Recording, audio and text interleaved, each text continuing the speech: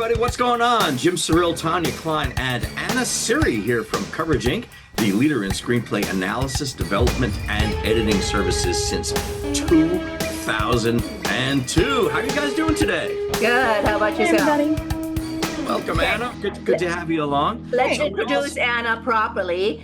Anna is the Coverage Inc.'s manager. She is the one who makes sure that all of your screenplays go to the right analyst. Hopefully. That's the goal. Hopefully, yes. So she's the one that you are going to interface with the most if you do send us a script. So recently we all saw the same movie. What movie is that, guys? We saw Project Hail Mary, the big movie right now. So we figured we're going to do a little video on it. And since we all hate spoilers, and in particular, what I hate is when people do a video about a movie and go, oh, there will be no spoilers. And then they keep dropping spoilers on you. So we're going to do this video in 3 sections.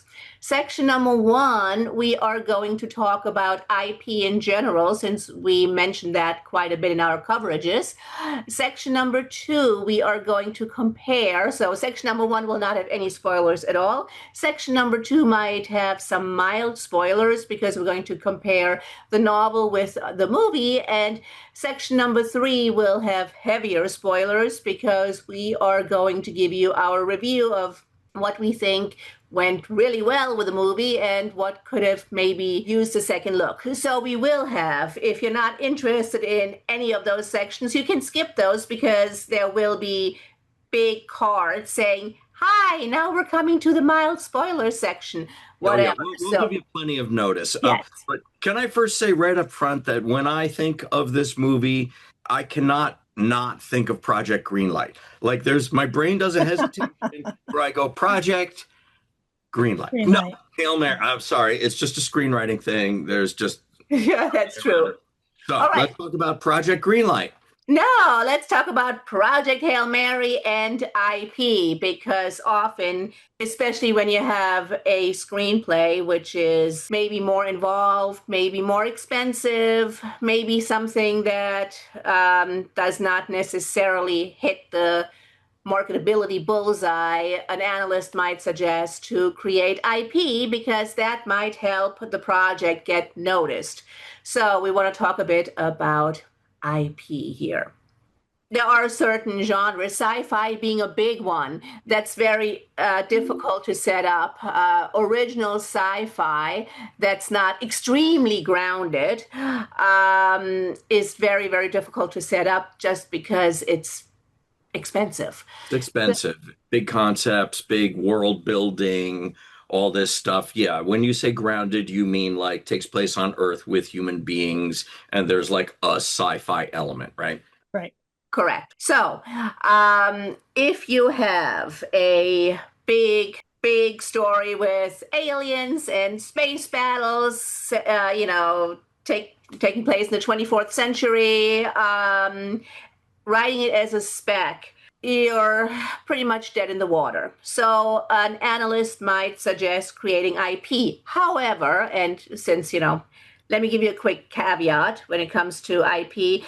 The literary world has their own peccadillos. And for example, you will find a lot of literary agents who aren't interested in sci-fi, and the ones who are really also want grounded, Black Mirror-esque sci-fi. So I think, Anna, you and I, we both also write novels and short stories. So we can maybe speak a little bit to the way the literary world works and that they also have their own restrictions.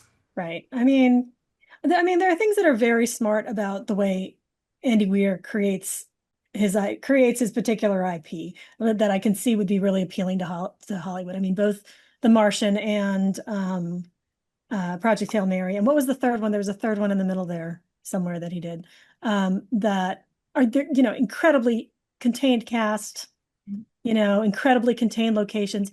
You could scale it way up. You could scale it way down.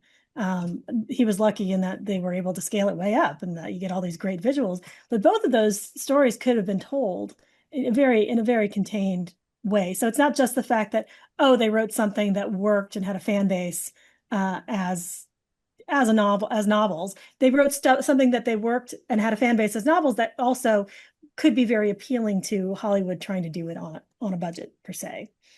So I think there's definitely some strategy going into that kind of thing. So I wouldn't recommend that writers go out and immediately write Game of Thrones. That's going to have just as much trouble getting ahead as any spec that you write. Exactly. And actually, like some good research for writers would be go on to Query Track or Manuscript Wishlist and see what literary agents are looking for and what they aren't looking for.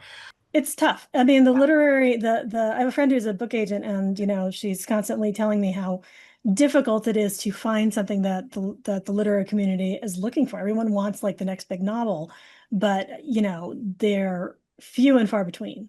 They're definitely like people are reading, but they're reading a lot of fast fiction. It's like, it's essentially the fast food of fast fiction. Things. But there's nothing wrong with that. I mean, I love, the murder mystery that you read on the subway on the way to work. Fantastic. Love it. Great. But those are not the things that are making gazillions of dollars. Those are just like, I'm reading 5 books a week. This is what I'm downloading right now. And then on to the next thing. And if you are not self-publishing, or if you are doing, trying to work with like the big publishers, they are only putting out a certain number of books a year. So having IP is great, but it definitely comes with all these, it comes with all these caveats about why it may or may not work. Exactly. And since you mentioned self-publishing, a quick word about self-publishing, because Andy Weir broke through with The Martian, and the way he did that was very interesting. And the caveat being, other writers might not necessarily be able to replicate that. Yeah. Because Andy Weir actually originally published The Martian via his blog and via Wattpad.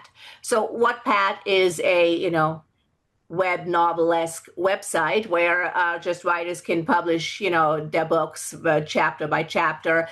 And then apparently his audience said, hey, can we get like a Kindle book or something? So he then self-published The Martian via Amazon Kindle, and it hit the Amazon Kindle top 10. And then a literary agent got in touch with him, and then they sold the book to a publishing company.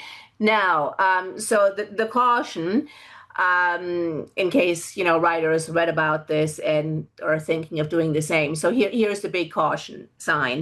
Every literary agent, or most literary agents you query, will have in big, bold letters, we are not interested in material that has already been self-published. So the reason why, note, Andy Weir did not query literary agents. The literary agent came to him because he had a huge Kindle hit. Right. So he made the IP basically, and in a way that maybe might have been viable 10 or 15 years ago, but not quite so much anymore. That's kind of what you're saying, right? Right. I mean, the rules still apply though. Like Hollywood is famous for only being interested in something when somebody else is already interested in it. Yeah, right? of course. So that hasn't changed. That's as it was before it is now, Yeah. And so it makes sense that he had a big hit. And then suddenly everybody was like, oh, we should totally jump on this. This guy's great. So that doesn't surprise me in the least. Yeah. He seems like a very interesting guy. I haven't read the book, but I'm just looking at his Wikipedia page, and he's put out a bunch of free content. Like he seems to really like enjoy these worlds. Like he put out a free short story sequel to The Martian. Actually, 2. He put out 2 free short story sequels to The Martian. Was the other project you were talking about Artemis, Anna? Yes, that was the one I couldn't remember the name. That's okay. Right. Yeah. He also did something called Theft of Pride, which looks like it was web published specifically. So, and even before the movie, we saw him do an advertisement for the audiobook version of Project Greenlight. I know it's not Project Greenlight, but very interesting. But yeah, definitely catching lightning in a bottle for sure. And definitely like, yeah, okay, this guy has proven he sort of forged whatever his own path and it worked for him. And so this may lead others to believe they can do the same thing. And by all means, give it a shot. But remember, lightning in a bottle is called that because it is so rare and it's sort of the exception. We don't want to, like not encourage people to try that. Just like, if you want to write a huge budget sci-fi spec script, and think that, hey, well, look, The Martian was a huge success. Look, Project Hail Mary was a huge success. People love, yeah, they love these movies, but they came from existing successful IP, and that's why they got made. Yes, and also, research the market. No matter if we're talking the, Hollywood spec screen market, the indie spec screen market, or the literary market. Before you spend a lot of time and energy and thought on something, research the market, and then you can make a calculated decision if you want to, how you want to allocate your time and your resources. And pursuing alternate media ways of getting your story out there to create your own IP. Look, we just talked to Dan Benamor. We did a video with him. We'll link to it in the description, talking about podcasts. Dan Benamor, former, he's still a writer, producer, former Coverage Inc. story analyst, who is now head of podcasts at Voyage.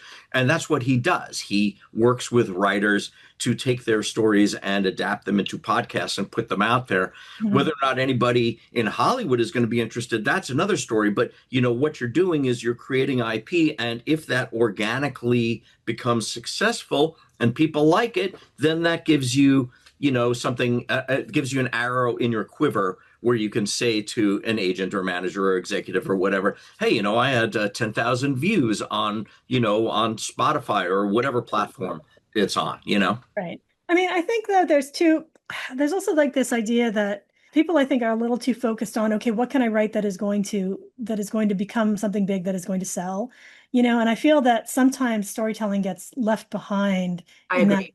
It's that idea of like, okay, what can we churn out that we know is going to be popular, that is immediately. And, if you were a writer and you were trying to be a writer for the long haul, the best thing you can do is just write something you're passionate about that is going to really resonate, because I can tell when I read scripts, the ones that were cranked out in cookie cutter fashion in order to try to make a spec sale, and the ones where somebody really like put the time and the effort and the care into it. And yes, we all want to make a little bit of cash. We all want to survive and work and live as writers in this world. But at the same time, like, definitely take some calculated risks. I don't advise wasting your time on something that, is never going to see the light of day if your goal is to have an audience. But also, like, don't like follow the trends. Don't like try to write to the trends, because that's never going to get you anywhere. Absolutely. I mean, because also the thing about trends is, by the time you finish whatever trend chasing work you've just written, the trend will have moved on and we're on to something else. Right. So basically, your job is to straddle a very, very fine line. The fine line being, this is what I want to write and this is marketable. So, where do the two meet? Right. The tricky bit, let's just add this and then move on, get back to our subject. But, executives are always chasing trends. And this is why writers do this. They say to agents and managers, I'm looking for the next blank, whatever is the big hit in theaters right now. This is going on right now, where they're saying, yeah, I'm looking for the next, Project Greenlight. Project Hail Mary. That's true. And that's actually a good argument for why you should be promiscuous as a writer. You should write as much as possible so that you can put it into, write the script.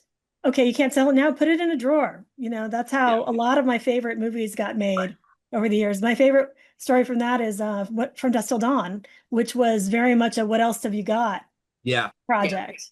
You know? And that's what happens, because stuff cycles around. And so when we come around to that time period when everybody's looking for steampunk movies again, you'd be like, oh yeah, that steampunk movie I wrote 15 years ago, here you go, it's already finished. All right, let's move on to section 2. Okay, so section 2, and again, people, there will be mild spoilers, because in section 2 we are going to compare the novel with the movie. So there have been, a few adjustments, of course, different mediums, and I have to say I'm a big fan of the adjustments that were made because they make sense for you know, for a movie audience. For starters, the novel is mostly in Grace's head. So Grace has all these internal monologues. Now that does not work if you're making a movie. So Goddard, the writer, invented a couple of more characters, like Carl, the security guard that he has scenes with. The computer, Mary, has a bigger role, so he can interact with the computer. So I think all of those are very, very good changes. They also pulled back on the science a bit, which is always a good idea, especially if you're making a movie. A So yeah, pop. I mean, look, it's a pop sci-fi movie. yeah, Right. One of the great things about this movie, and we all liked it, by the way, is the fact that it is smart and it embraces brainy concepts, and yet it's accessible. Yeah. I don't think this movie is going to leave anyone in the dust being like, I didn't understand that. They took great pains to make sure that's accessible. But just going back to your previous point, Tanya, I want to read you this quote that I wrote down from Drew Goddard because I just thought it was so great. So Drew Goddard, of course, veteran, going back to Buffy, Cabin in the Woods, of course, The Martian. What else has he done? Ton of other stuff. I don't Uh, know. yeah, yeah. great, This great guy's writer. working constantly. Yeah. Great writer. So anyway, this is what he said about the adaptation process of the novel. Not only is it in his head, talking about Grace, he also doesn't know what's happening. And when he finally gets a scene partner, that partner doesn't speak English, communicating in whale songs, and doesn't have a face to emote with. Everything I'm describing is a screenwriter's nightmare. So, which I think is just wonderful. Like, what a challenge to take on as a Yeah. screenwriter. And so, Tanya, you already described some of the solutions he came up with, which were all very, very smart. Yeah. Agreed. Another thing that he did was truncate a lot of the setup. Um, Act One in particular. There's the whole coma experience. Getting to that point where he's even on the ship takes up a lot more time in the book. Obviously, you've got and what was the movie? 2 hours 25, something like that. I mean, still on the long Yeah, side, yeah, it was. 235. but still a little slow as far as I'm concerned. But compared to the book, that was, you know I what I mean? think they also they borrowed a lot of technique, at least once they get into space, they borrowed a lot of techniques from silent film, which I thought was really, really interesting. That, because he doesn't have, so much of the story is about language and about communication, but a lot of it is silent because they don't, for a good half of the movie, he has no way to communicate.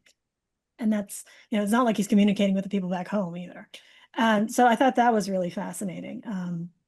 It's a really interesting piece of writing. I haven't read the script yet. I'd like to take a look at it and see how they I see how couldn't find it. I actually looked for it online. I couldn't find the script. it'll probably be out in the next few weeks. I wouldn't be, they usually post them at some point. Yeah.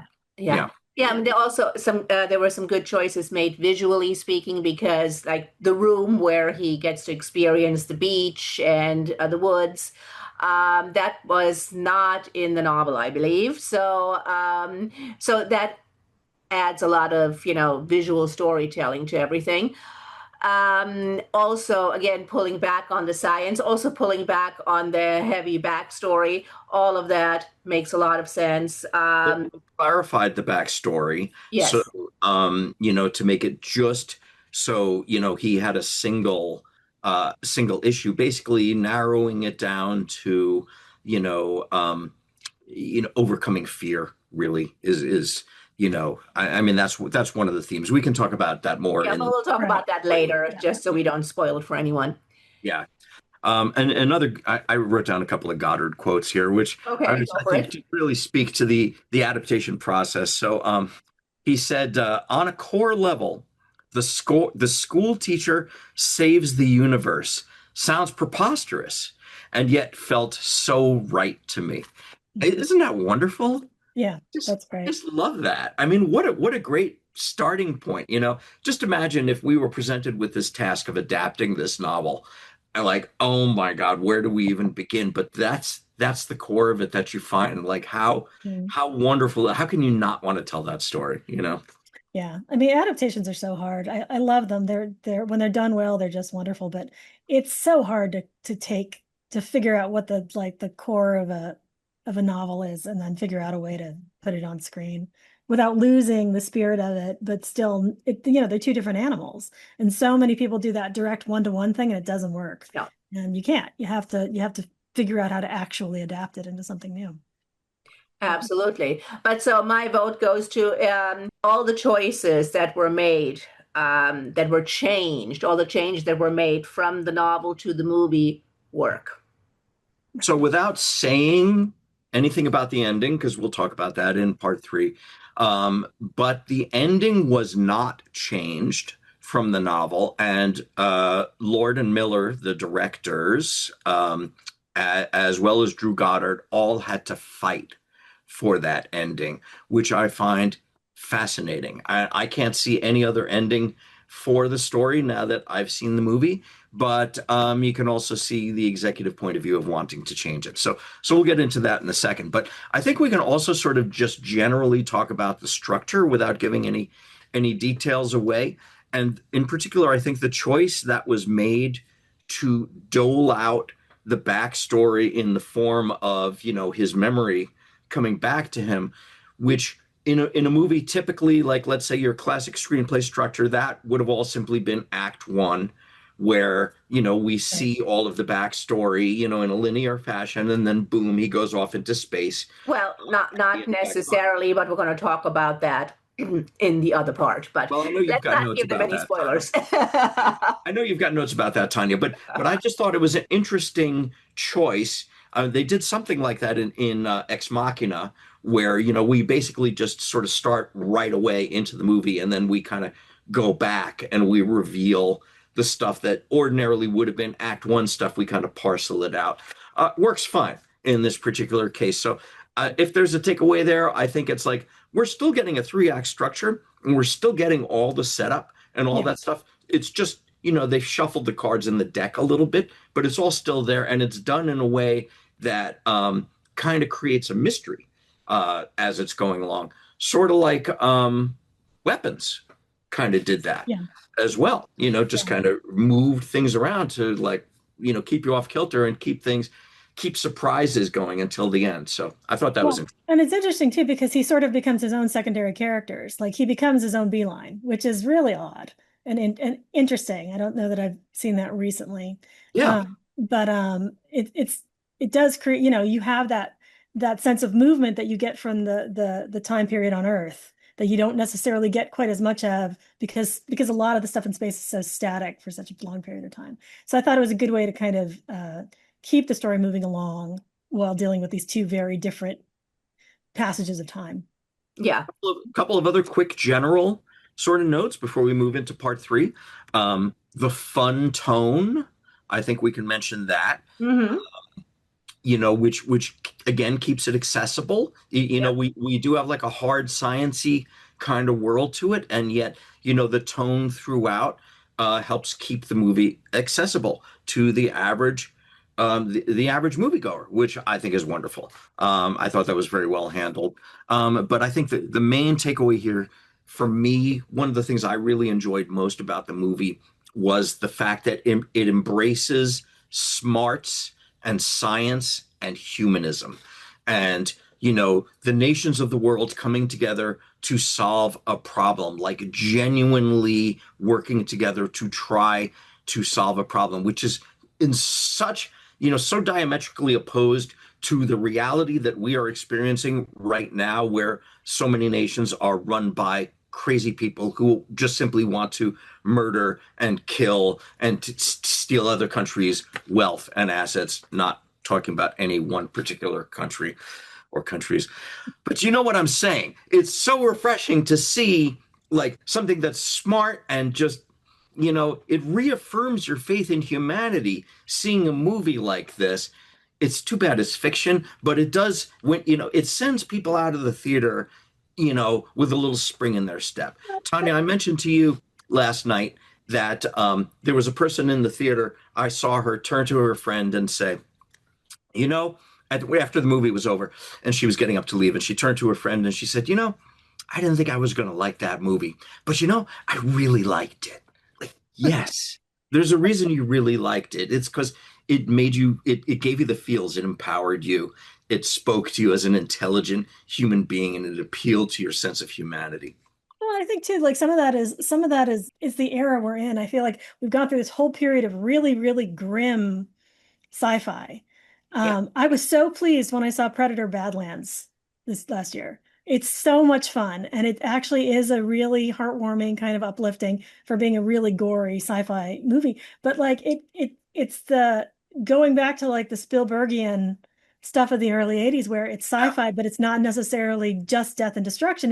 It's E.T. and it's Close Encounters and it's It's hope. it's hope. It's Yeah. hope mixed in with all these other things. And it's not just apocalyptic dystopian, yes, the world is ending, but it doesn't necessarily all have to be gloom and doom.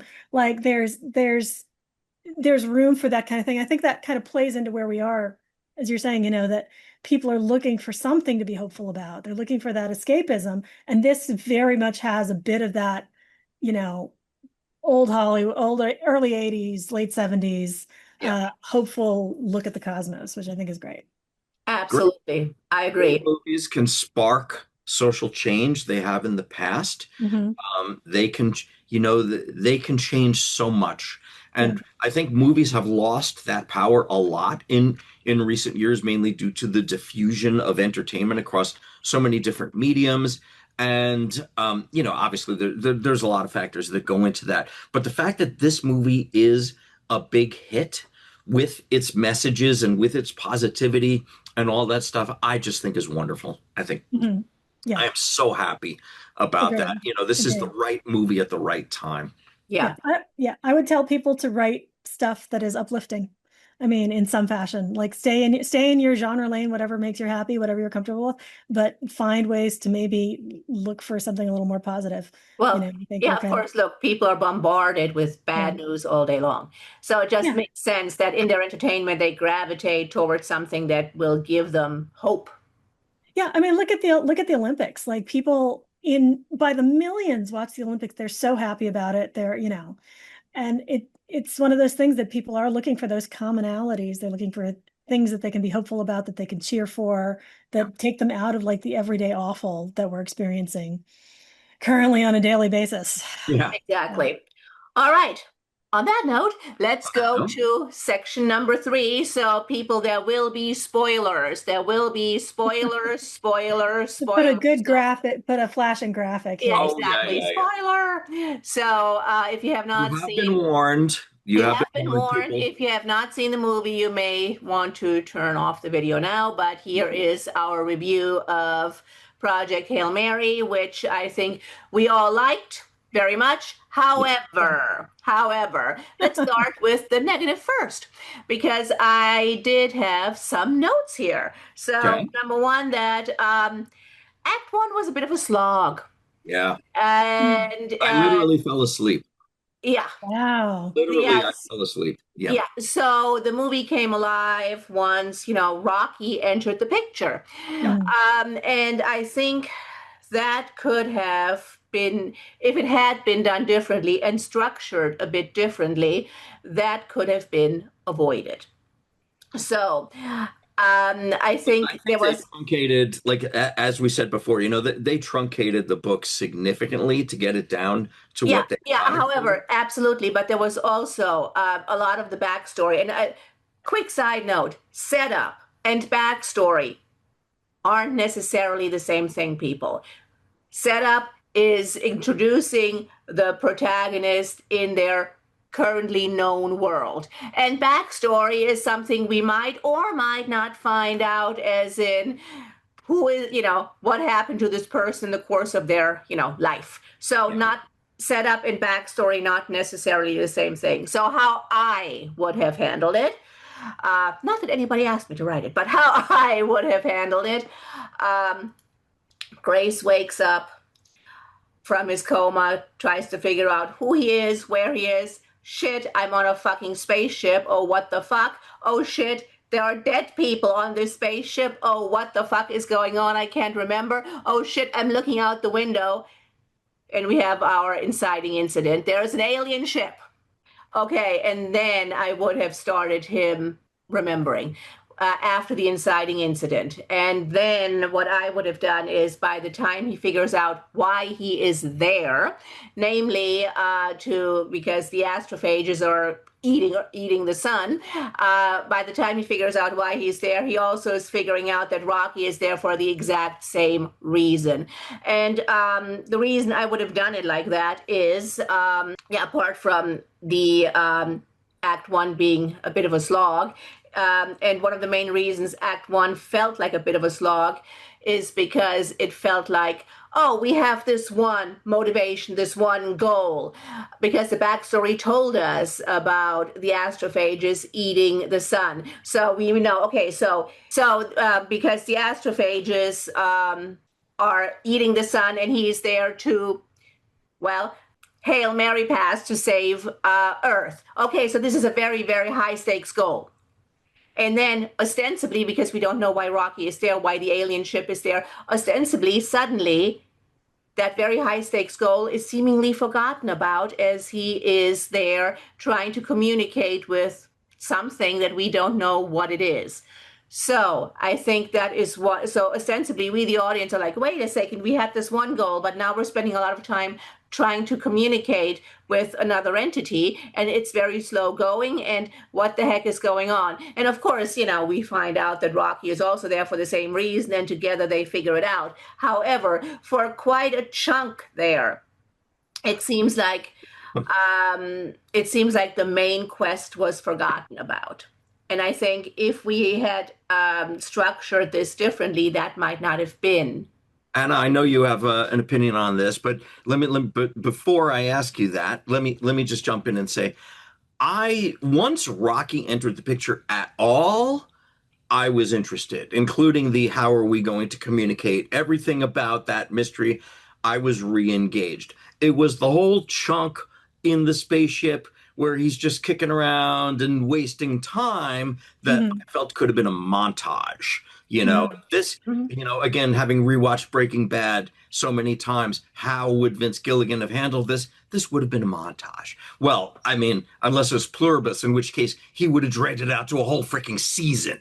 But in Breaking Bad, it would have been a montage, a minute and a half long, to a really cool piece of music, and we would have gotten it. So, all right, Anna, what's your thoughts on what time you just I think I thought the first act was a little slow, but it didn't bother me too much because I kept I grew up with like I said, I grew up with Close Encounters, and I kept thinking about The Abyss and Arrival, and all of these movies where there is kind of like this slow build until we get into the even. And I'm not a big fan of 2001, which gets me killed in a lot of conversations with my friends. I'm there with you. But I do appreciate sort of like this sort of deliberate pacing of it, because I think part of it is establishing just the nothingness of being out in space and facing this gigantic cosmos by himself, which is part of this sort of thematic element of it. I mean, there's nothing scarier than this idea that you're alone, right? So it didn't bother me. It could have been tighter. I was thinking, okay, it could have been a little bit tighter, but like the slow burn build up to it. Yeah, you're right. Once Rocky enters the picture, it's suddenly, going on all cylinders, and it's great. But it didn't bother me quite as much. So because it felt more like a choice than actually like they just were trying to cram too much stuff in. Yeah, but what to me, what was missing, because I agree with you, it must be so terrifying to be alone on a spaceship, staring out into nothing. But I think that is also another reason why the setup, if it had been kept, it could have added tension if we had kept it on Grace, as opposed to then suddenly cutting back immediately to Grace in the classroom. I would have kept that for a bit later, because again, we would have added tension because of, I am on a spaceship, there are dead bodies, so there's nobody here except me, and there's nothingness. So I kind of felt like that tension was lacking, the tension that we could have created. Okay. Valid. That's valid. All right. Well, I have a couple like these are like such nitpicks, but they just kind of bothered me. I felt at times like I was watching an episode of Star Trek: The Next Generation, which I love, by the way. I love Yeah. the show. Don't get me wrong, but there's certain things like if you remember the episode with Darmok, I think it was called, with Captain Picard and Darmok are that they Picard and Darmok, they can't communicate. They're on an alien planet and they have to learn how to communicate with each other to solve their problems and get out of the situation. And Mhm. the whole way it was handled in that episode was, in my opinion, puerile because Darmok was still speaking English words using English syntax.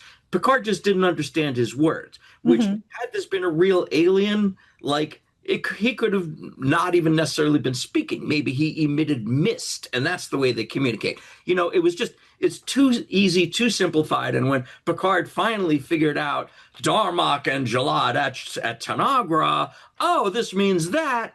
It was like, oh, okay. It's too easy. It's like mass simplification of something that would be 10 times more difficult in reality.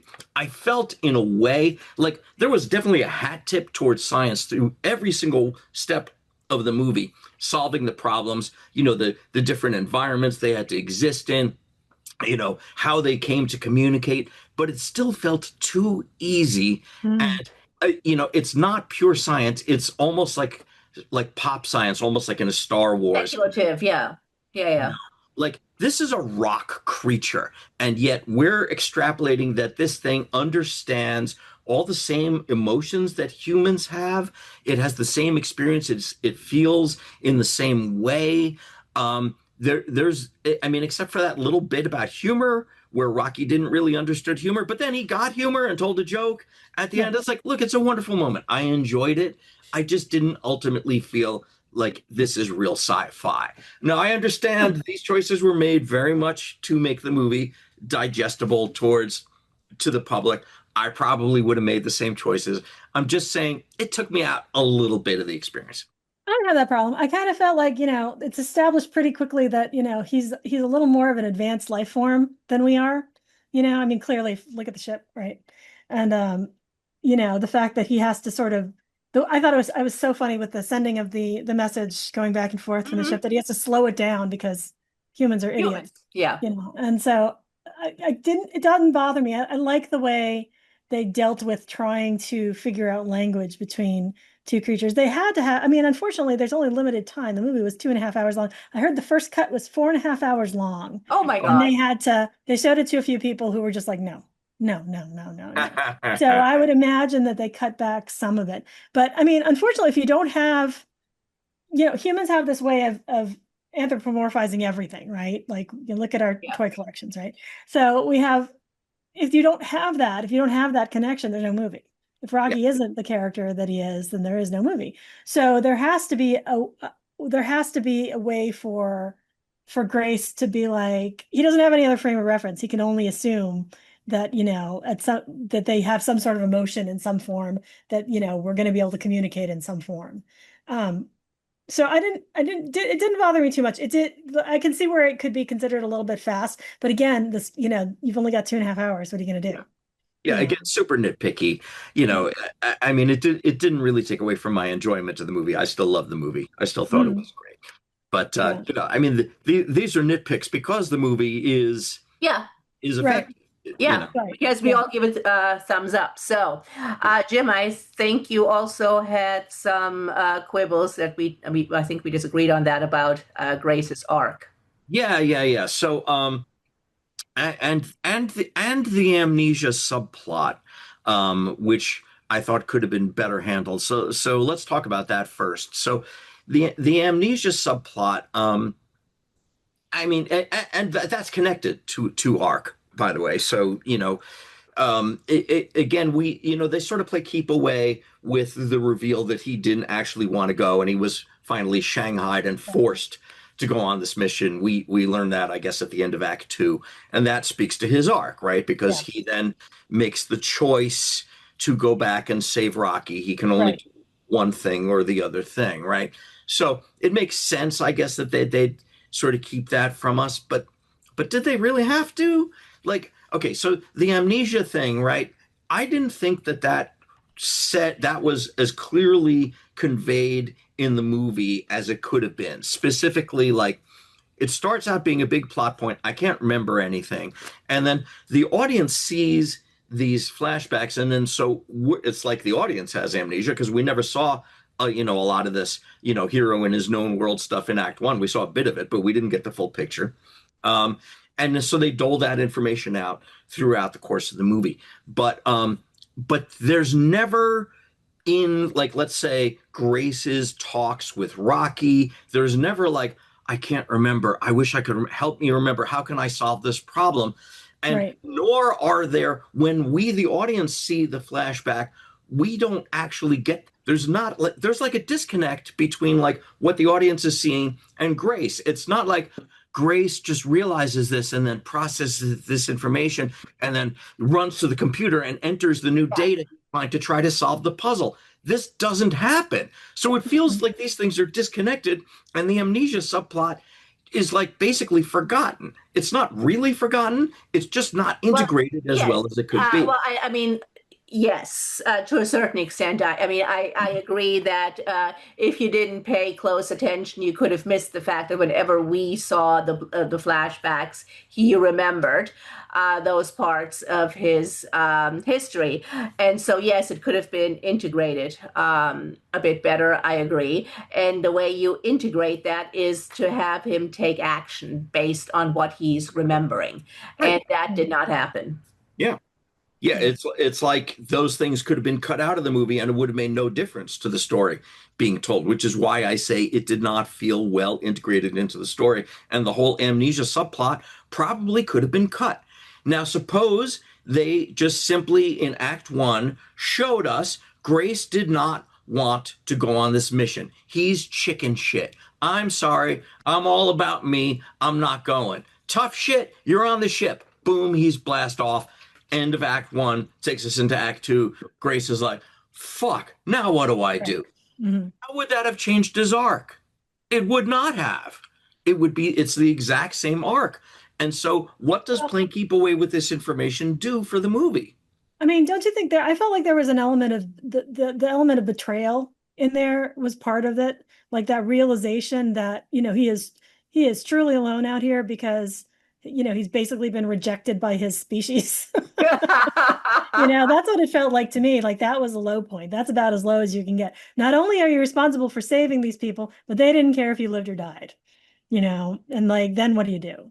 So that's kind of where I felt it was going. I agree though, that it could have been, they could have laid a few more breadcrumbs in there to make it tie in a little bit better. And I felt that was probably one of those things where it was a much bigger thing in the book and then probably had to get streamlined down to fit into the screenplay. Well, I mean, the way they did it was basically as a mystery, because throughout, when we get the flashbacks, we're like, okay, there's no hint of, why would he be on this ship? What the heck?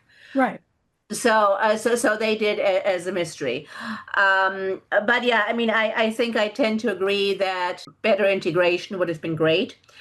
And yeah, I mean, arc-wise, well, we learn what his arc is when he remembers. So that is, towards. But that's why it's not effective, in my opinion, because from jump, okay, not jump. At first, after he wakes up, he wastes a lot of time dicking around on the ship. But soon there are problems that need to be solved, some of which put him in danger. Throughout, he elects to put himself into danger several times, including early, like first half of Act Two, he puts himself in danger. Second half of Act Two, he puts himself into danger. So where's the arc? Well, it's because he doesn't realize. He doesn't realize that he is brave at heart. That's a cheat. I don't think it's a cheat, because I think he does not realize that he is a braver person than he gives himself credit for. Otherwise, he wouldn't have created like that "let me kill you," thing in the lab where it's possible that he was going to be in there and it was just going to kill him instead. He could have broken a window and gotten out, you Yeah. know. So I think the arc is not him learning to be brave. The arc is him learning that he already was brave. Yeah, and I Yeah. think that also is where his backstory points towards, because before he had the tendency to run away, because he didn't think he had it in himself. When, the world rejected his He's scientific very, thesis, Yeah. instead of fighting, because he thought he couldn't, and because he thought he wouldn't, and because he didn't want to deal with it, he just ran away and became a teacher. Yeah, like Walter White, basically. He receded, right? And, Yeah. he went from being a guy who was well respected and stood up to the establishment and presented huge papers, life-changing papers, to a guy who's like not going to try, and I'm just teaching. And right. that's it. I mean, very similar. But still, I understand what you're saying. I would have handled it differently. I didn't think Mhm. the arc carried as much weight. I thought that you know, the friendship theme, coming around to support, your friend, and, basically make the themes of friendship and sacrifice, sacrificing your own wants and needs to help your friend. I thought that was wonderful. That to me makes the whole movie. It gives you all the feels, sends you out of the movie, feeling really good about yourself. I thought that was great. I just thought that the pieces getting up to that could have potentially been laid in a slightly more organic fashion. Mm. I also want to bring up a couple of things that aren't in the movie, which one might expect there to be in a movie like this. And then let's circle back to the ending, which I teased before. So the first thing is there's no love interest and there's no bad guy. The bad guy is the ticking clock of the situation and the Yeah, the difficulty of what force. they're trying to pull off, but there's no bad guy. What do you guys think about those things? Yeah. Well, I There's mean, look, you don't have to have necessarily an active bad guy. We do have antagonistic forces, plenty of antagonistic forces, and we know the fate of the galaxy hinges on those antagonistic forces. Yeah, So, no problem. I mean, the antagonistic force is the government and, the head of the project who is forcing him to do the thing that he doesn't want to do.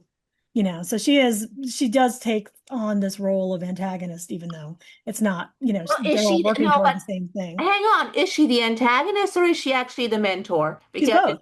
yeah, I mean, yeah, because it seems like, very much she is the one who believes in him, Yeah. despite him not believing in himself. She is a very interesting character. I really did like the way they do it because she is unique. I haven't seen something quite like that I before. agree. She's I really enjoyed that depiction. incredibly tough, but incredibly, aware of how hard this all is. And like, in terms of like there not being a love interest, you're right. Great. I love that there wasn't a love interest. I do think that he and Rocky hit a lot of those love interest rom-com beats, which is Yeah. what I love to see in buddy movies. I think that's one of the best pieces of advice for a writer. If you're writing a buddy movie, use romantic comedy beats because they're going to give you, all of the emotional arc that you need for the pair. That's great. Okay, yeah, and I'd also say, the what's it called? The astrophage obviously becomes the bad guy because, Yeah. just when they thought they've solved the problem, in classic Save the Cat structure, we get our false ending, at the end of Act Two, where everything looks like, okay, great, problem solved. It's not solved, and then things escalate. That is Yeah. the astrophage taking an active, striking back mode, even Yeah. though it's not, a personified villain, it's still, it's wearing the mask of the villain. Yeah, well, that's the thing. I think a lot of people are afraid to write antagonistic forces, that aren't necessarily personified in a human. But it's a really effective tool if you do it right. Like it's something like a perfect storm or, Yeah, I mean, something like that where antagonistic forces can be a lot of things. They can be a disease, they can be a natural disaster, they can be astrophages, you know, they can be your own frigging neuroses. yeah, if it's hard to write, but yeah. Yeah. I love that the bad guy of the movie ultimately winds up being a scientific idea, which is really cool. Let's just talk briefly about the ending because Goddard in an interview with IndieWire made a big deal out of this. Like I said in the first part, he and Lord and Miller all had to fight to keep the ending of the book. What the suits apparently wanted was the return to Earth, heroes welcome, Yeah. parade down Fifth Avenue, the typical crap. His decision to stay on the planet and teach all the little Rockies. Oh, so cute. So I didn't have a problem with that. I thought it was really, really, it ties right into who this guy is. Yeah. Like he doesn't want fanfare. He never wanted fanfare. He wants a simple life. And that. Well, also, I think it ties into before they made a point of showing him as a loner. He doesn't have any close family. He doesn't even have a dog. He is, he's just keeping to himself. And now he's actually part of a community. Right. And it goes back to what Goddard said, which is, on a core level, the school teacher saves the universe. Sounds preposterous and yet feels so right to me. What better way to end it than by showing, we're by kind of bookending it. He was a teacher. He's still a teacher. He's still a teacher. Yeah. Wonderful. Exactly. All right. So now let's wrap it all up in a bow. I think all of us would give Project Hail Mary 2 thumbs up with some little caveats. For me, it would be the slow Act 1, which I think could have been fixed with employing a bit of a different structure. Yeah. And Jim, you said the character arc didn't work for you. Yeah, but it's fine. Look, here the main thing though to me is I feel like I could have come into this movie a half hour in and I wouldn't have missed anything. The rest of the movie gives me all the information I need. I would have gotten the full Project Greenlight experience and and I wouldn't have missed anything, honestly. Right. So, I know those guys trimmed, like you said, 4.5 hour version. And, look, I wouldn't hesitate to recommend the movie to anybody. If you haven't seen it, by all means, see it. It's a good movie. I would even say it's a great movie. Is it perfect? Not quite. Yeah, I mean, I think I really liked it. I think that the integration of the novel to the script could probably have been a little smoother in a few places. Pacing could have been a little bit stronger in places. I really liked it. I'm looking forward to seeing how it does hold up as a rewatchable movie, because so many of these movies are so big and they're great in the theater, but then you try to watch them again and it's just not interesting. So I am really looking forward to seeing it on a smaller screen than the gigantic IMAX I saw it in, and just see if the Rocky Grace stuff holds up and if it's still as much fun. But I really loved it. I think everybody should see it. I think people should write more movies like that. Good stuff. Right on. All right. So thank you for listening to our review of Project Hail Mary. And if you disagree, feel free to leave a comment or send us an email. And you can always reach us at info@coverageinc.com. That's INK.com. Thanks for watching, people. Remember to please like and subscribe and hit that notification bell, because that tells the algorithm that we exist. Bye-bye, folks.